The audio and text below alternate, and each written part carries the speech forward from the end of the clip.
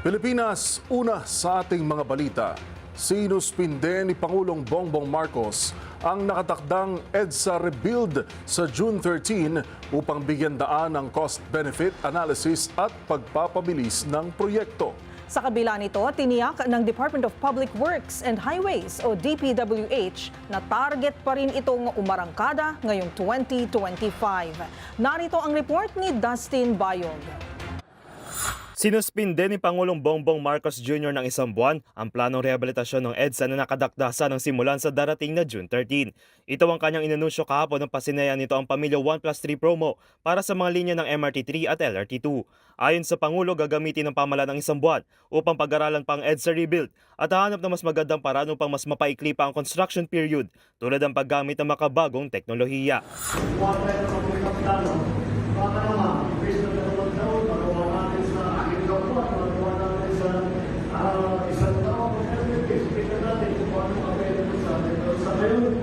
Maliwanag ang pangalami na may hirapan at tinulungan natin sa Kasunod ng direktiba ng Pangulo, inanunsyo na rin ni Department of Transportation Secretary Vince Dizon ang pagsuspinde rin ng dry run intervention ng odd event scheme sa EDSA na nakadakdasa na sa June 16. Ito ang nilatag na plano ng Metropolitan Manila Development Authority o MMDA kasama ng ilang ahensya na layong maibsan ng traffic kung magsisimula na ang EDSA rebuild.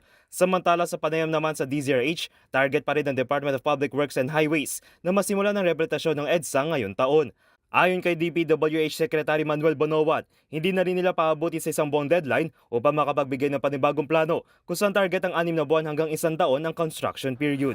Po target namin, I think ang pan po namin is we'll go back to the drawing board na sinasabi namin at pag-uusapan po namin kung ano yung pwedeng gawin. At sabi nga ni Presidente, tingnan ninyo kung ano yung mga technology, mga materials na po pwedeng magamit at saka yung method of construction. Sana mapabilis, mas papabilis pa natin yung pagpagawa sa EDSA po. Siniguro rin ng kalihim ang pagkikipagtulungan nito sa mga ilang hensya tulad ng DOTR ng MMDA sa pagbuo ng plano at titiyakin na handa sila kung sakali maaari na magsimula ang rehabilitasyon. Para sa MBC TV Network News, ito si Dustin Bayog ng DZRH TV. Una sa Pilipinas, una sa Pilipino.